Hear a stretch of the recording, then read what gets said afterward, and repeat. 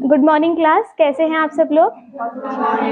Okay, आज का topic start करते हैं। ठीक है, सोमेटोफॉर्म डिसऑर्डर किसके अंदर आता है हमारा? ये F45 में। ठीक है, मेनली न्यूरोटिक स्ट्रेस डिसऑर्डर के अंदर आता है हमारा क्या? Somatoform disorder. ठीक है, इसमें क्या होता है कि पर्सन को मेनली किसी चीज से, जैसे कि कोई एंजाइटी वगैरह हो रही है, स्ट्रेस हो रहा है, तो उसकी वजह से पर्सन के अंदर क्या होगा? ये डिजीज कंडीशन डेवलप होगी। ठीक है, तो सबसे पहले हम इसका डेफिनेशन देखते हैं। ठीक है, These disorders are characterized by with physical symptoms which do not have any physical basis। ठीक है, यानी इसमें क्या होंगे? पर्सन में फिजिकल सिम्टम्स शो होंगे। ठीक है, फिजिकल सिम्टम्स शो होंगे, लेकिन उसका कोई भी फिजिकल बेस नहीं होगा कि उसको कोई डिसऑर्डर है पहले से। ठीक है, फॉर एग्जांपल कोई उसको फिजिकल डिसऑर्डर है या नहीं है, खाली उसकी साइकोलॉजी होगी। उसे लगेगा पर्सन को कि उसको क्या है, बहुत ज्यादा एक सीरियस क्या है, डिजीज कंडीशन है, लेकिन एक्चुअल में कोई भी ऐसी डिजीज कंडीशन उसको नहीं होगी। ठीक है, और अगर वो इस चीज को फाइंड आउट करने के लिए यहाँ पे पेशेंट क्या करते हैं? बार बार इन्वेस्टिगेशन करता है। ठीक है, बार बार वो क्या करेगा? डॉक्टर के पास जाएगा, इन्वेस्टिगेशन कराएगा, लेकिन इन्वेस्टिगेशन कराने के बाद कुछ भी रूल आउट यहाँ पे नहीं होता है, कोई भी डिजीज कंडीशन यहाँ पे फाइंड आउट नहीं होती है। ठीक है, देन उसके बाद आता है इसका क्लासिफिकेशन। ठीक है, ICD-10 क्राइटेरिया के अकॉर्डिंग क्लासिफिकेशन। सबसे पहले फर्स्ट वन आता है इसमें सोमेटाइजेशन डिसऑर्डर। ठीक है, सोमेटाइजेशन डिसऑर्डर।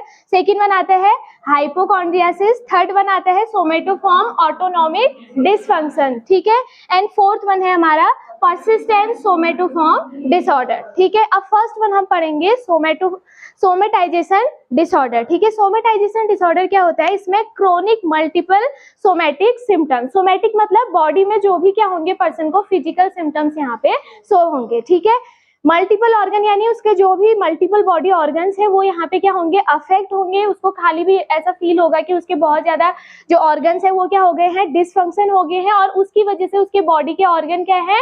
प्रॉपर फंक्शनिंग नहीं कर रहे हैं। ठीक है, खाली भी उसको यहाँ पे बिलीव होगा, लेकिन एक्चुअल में अगर हम देखेंगे, कोई भी इन्वेस्टिगेशन करेंगे, तो यहाँ पे कुछ भी रूल आउट नहीं होगा। ठीक है, सेकंड वन आता है यहाँ पे हाइपोकॉन्ड्रियासिस। ठीक है, हाइपोकॉन्ड्रियासिस क्या होता है? इसको हम डॉक्टर शॉपिंग भी बोलते हैं। क्यों बोलते हैं? क्योंकि यहाँ पे जो पेशेंट होता है वो बार बार डॉक्टर के पास जाता है कंफर्मेशन के लिए, और डॉक्टर से बोलता है कि मुझे क्या है, बहुत ज्यादा एक सीवियर डिजीज कंडीशन है। ठीक है, बार बार जाएगा, लेकिन डॉक्टर कुछ भी फाइंड आउट नहीं कर पाते हैं। ठीक है, खाली क्या है, उसकी साइकोलॉजी है। ठीक है, fair of the serious disease, यानी पर्सन को क्या लगता है, यहाँ पे बहुत ज्यादा डर होता है कि उसको क्या है, एक सीरियस डिजीज कंडीशन है, कोई एक भयंकर क्या है, बीमारी है। ठीक है, लेकिन जैसे ही हम कुछ भी उसका इन्वेस्टिगेशन कर रहे हैं, CT कर रहे हैं, MRI कर रहे हैं, ब्लड टेस्ट, तो कुछ भी फाइंड आउट यहाँ पे नहीं होगा। ठीक है, थर्ड वन आता है सोमेटोफॉर्म ऑटोनॉमिक डिसफंक्शन। ठीक है, सोमेटोफॉर्म मतलब फिजिकल सिम्टम आएंगे, ऑटोनॉमिक मतलब किससे रिलेटेड?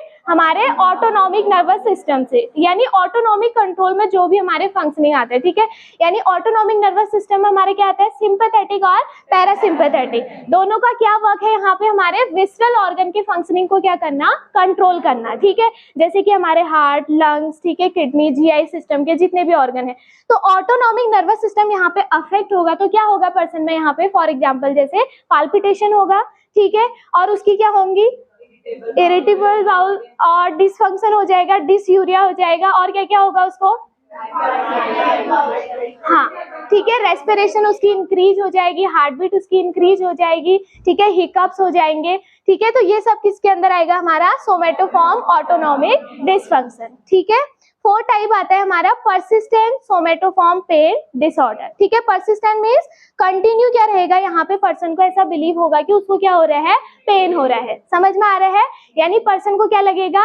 कंटिन्यू उसको क्या हो रहा है? पेन हो रहा है, लेकिन एक्चुअल में ऐसा कुछ भी नहीं होगा। ठीक है, खाली उसको बिलीव हो रहा है कि उसको क्या हो रहा है? पेन हो रहा है। कभी कभी करते हो तुम लोग भी कुछ ऐसा? नहीं करते हैं ना, कुछ लोगों को होता है ऐसा। ठीक है, साइकोलॉजी, खाली भी पेन वेन कुछ होगा नहीं, लेकिन वो एक्चुअल में क्या बोलेंगे? मुझे बहुत ज्यादा पेन हो रहा है। ठीक है, तो ये किसके अंदर आता है? Persistent somatoform pain disorder. ठीक है, तो टाइप्स आए समझ में सबको? ठीक है, देन उसके बाद आता है साइन एंड सिम्टम्स, ठीक है। साइन एंड सिम्टम्स क्या क्या है देखो, फर्स्ट वन आएगा पेन एंड एंजाइटी, ठीक है, यानी पर्सन को यहाँ पे क्या होगा, बहुत ज्यादा पेन होगा, खाली सोच सोच के, ठीक है, एक्चुअल में कुछ भी बेस नहीं है, बस सोच के क्या हो रहा है उसको पेन हो रहा है। सेकंड वन एंजाइटी, ठीक है, बहुत ज्यादा क्या होगा उसको एंजाइटी, फेयर, ठीक है, ये सब चीजें होंगी। Then secondary gain, secondary gain में क्या होगा, अटेंशन करेगा, ठीक है, पहले बताया था मैंने कि अपने डिजीज कंडीशन का यहाँ पे वो फायदा उठा रहा है, एडवांटेज हो रहा है, ठीक है। जैसे कोई आ गया तो वो खाली भी बहाना मार देगा, उसके घर में कोई आ गया, जैसे कोई भी मेहमान आ गया, ठीक है, रिलेटिव आ रहे हैं, तो वो क्या बोलेगा कि मेरे को क्या हो रहा है, बहुत ज्यादा पेन हो रहा है और मेरे हाथ पैर काम नहीं कर रहे हैं, मैं कुछ नहीं कर पाऊंगा, बैठ जाएगा, ठीक है। तो यहाँ पे सेकेंडरी गेन यानी अपनी डिजीज कंडीशन का क्या कर रहा है, वो एक फायदा उठा रहा है, ठीक है। देन उसके बाद social impairment, social impairment means obviously बात है, अगर उसको कोई प्रॉब्लम हो रही है, डिजीज हो रही है, तो उसका जो सोशल फंक्शनिंग है वो भी यहाँ पे क्या हो जाएगा, इम्पेयर्ड हो जाएगा, ठीक है। प्रॉपर तरीके से लोगों से वो क्या नहीं कर पाएगा, इंटरेक्ट नहीं कर पाएगा, ठीक है, आईपीआर मेंटेन नहीं कर पाएगा, बोल नहीं पाएगा, ठीक है। देन उसके बाद आता है हमारा इम्पेयर्ड फैमिली रिलेशनशिप, ठीक है, अगर उसको डिजीज कंडीशन है तो उसकी जो फैमिली रिलेशनशिप है वो भी क्या हो जाएंगे, यहाँ पे इम्पेयर्ड हो जाएंगे, ठीक है, जो भी उनका रिलेशनशिप है उसमें क्या आ जाएंगे, कुछ ना कुछ प्रॉब्लम्स आ जाएंगी, ठीक है। देन उसके बाद आता है अटेंशन सीकिंग बिहेवियर, ठीक है, अटेंशन सीकिंग बिहेवियर होता है ना, ज्यादातर ये डिजीज कंडीशन वैसे वुमेन्स में होती है, क्यों होती है, क्योंकि लड़कियों को क्या होता है, ज्यादा अटेंशन सीकिंग बिहेवियर होता है, ठीक है। तो यहाँ पे भी जो पर्सन होगा वो क्या करेगा, बार बार कुछ ना कुछ ऐसी एक्टिविटी करेगा, खाली भी बोल देगा मुझे पेन हो रहा है, बहुत ज्यादा डर लग रहा है, ठीक है। हॉस्पिटल में देखना ज्यादातर लड़कियां आती हैं इन केसेस के साथ, ठीक है, क्योंकि वो क्या चाहती हैं, अटेंशन। जैसे ही कोई सामने आएगा तो खाली भी बहाना स्टार्ट कर देंगे कि मुझे क्या हो रहा है, पेन हो रहा है या बहुत ज्यादा डर लग रहा है, ठीक है, हार्ट बीट इंक्रीज हो रही है, मुझे सांस नहीं आ रही है, मैं बिल्कुल ठीक नहीं हूँ, ठीक है, इस टाइप का शो करेंगे, यानी अटेंशन पाने के लिए, दूसरे का अटेंशन के लिए यहाँ पे वो साइन एंड सिम्टम शो करेगा, ठीक है। देन उसके बाद आता है हमारा डायग्नोसिस एंड इन्वेस्टिगेशन, ठीक है। अब यानी क्या क्या डायग्नोसिस इन्वेस्टिगेशन करेंगे, वैसे तो ऐसा कुछ भी यहाँ पे पर्सन क्या है कि कोई भी डायग्नोसिस कर ले कुछ भी फाइंड आउट नहीं होगा, क्योंकि एक्चुअल में उसको कोई प्रॉब्लम है नहीं, बस साइकोलॉजी है, सोच रहा है, तो उसकी वजह से क्या हो रही है, डिजीज कंडीशन हो रही है, ठीक है। तो फर्स्ट वन फिजिकल वर्कअप करेंगे हम, उसका जो भी फिजिकल इन्वेस्टिगेशन वगैरह, ठीक है, करेंगे नॉर्मल।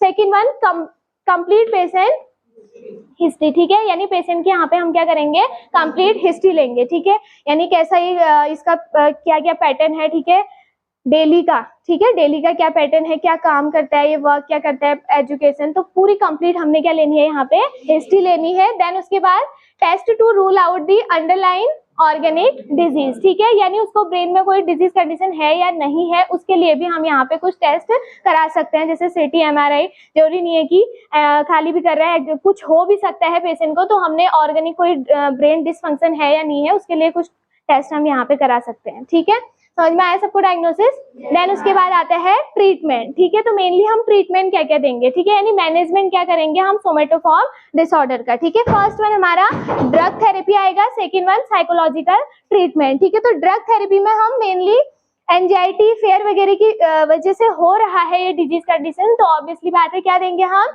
एंटी एंजाइटी ड्रग्स, ठीक है, हिप्नोटिक्स एंड सिडेटिव्स इनका अदर नेम है। तो एंटी एंजाइटी ड्रग्स में हम क्या देंगे, बेंजोडाइजेपिन्स, ठीक है। बेंजोडाइजेपिन्स के अंदर कौन सी ड्रग देंगे बेटा, डाइजेपाम, लोराजेपाम, मिडाजोलाम, एल्प्राजोलाम, ठीक है। तो जितने भी हमारी क्या है डिजीज कंडीशन है, ठीक है, एंजाइटी वाली, स्ट्रेस रिलेटेड, तो उसमें हम क्या करेंगे, बेंजोडाइजेपिन्स ड्रग देंगे, ठीक है। फर्स्ट वन डाइजेपाम देंगे हम यहाँ पे पर्सन को, सेकंड वन क्या देंगे, एल्प्राजोलाम, लोराजेपाम, लिब्रियम, ठीक है, बार्बिचुरेट, फिनोबार्बिटोन, ब्यूटेरोबार्बिटोन, ये सारी हम ड्रग्स क्या करेंगे यहाँ पे एडमिनिस्टर करेंगे। ये ड्रग्स का एक्शन क्या होगा, मेनली पर्सन की एंजाइटी एंड फेयर जो भी हो रहा है उसको क्या करेगा, रिड्यूस करेगा, ठीक है। एंजाइटी कम होगी तो पर्सन का ऑब्वियसली बात है जो भी साइन एंड सिम्टम आ रहे हैं वो भी क्या हो जाएंगे, कम हो जाएंगे। सेकंड वन क्या देंगे, एंटी डिप्रेसेंट, ठीक है। एंटी डिप्रेसेंट क्यों देंगे, क्योंकि पर्सन को यहाँ पे डिप्रेशन भी हो सकता है, ठीक है। तो डिप्रेशन वगैरह के अगर साइन एंड सिम्टम उसमें हो रहे हैं, होपलेसनेस, हेल्पलेसनेस हो रहा है, तो उस केस में हम पर्सन को क्या देंगे यहाँ पे, एंटी डिप्रेसेंट, ठीक है। देन उसके बाद आता है साइकोलॉजिकल ट्रीटमेंट। ठीक है, साइकोलॉजिकल ट्रीटमेंट में मेनली हम क्या देंगे, थेरेपीज देंगे पेशेंट को। फर्स्ट वन क्या आएगी हमारी, सपोर्टिव साइकोथेरेपी। ठीक है, सपोर्टिव साइकोथेरेपी मतलब इंडिविजुअल थेरेपी हम पेशेंट को यहाँ पे देंगे। ठीक है, सेकेंड वन आता है रिलैक्सेशन थेरेपी। ठीक है, यानी एंजाइटी के लिए हमने पढ़ा था, जो भी एंजाइटी वाले डिसऑर्डर हो रहे हैं तो उसमें हम मेनली सिस्टमिक डिसेंसिटाइजेशन कर रहे हैं, जिसमें हम पेशेंट को क्या करते हैं, रिलैक्स करते हैं। ठीक है, रिलैक्सेशन किसके थ्रू किया जाता है, meditation, yoga, biofeedback, mental imaginary, hypnosis. ठीक है, तो इन सब चीजों की वजह से हम पेशेंट को क्या करेंगे, फर्स्ट ऑफ ऑल रिलैक्स करेंगे। ठीक है, जैसे ही वो रिलैक्स हो जाएगा तो उसकी एंजाइटी, फेयर वगैरह जो भी है वो क्या हो जाएगा, रिड्यूस हो जाएगा। ठीक है, तो बेटा समझ में आया सबको सोमैटोफॉर्म डिसऑर्डर?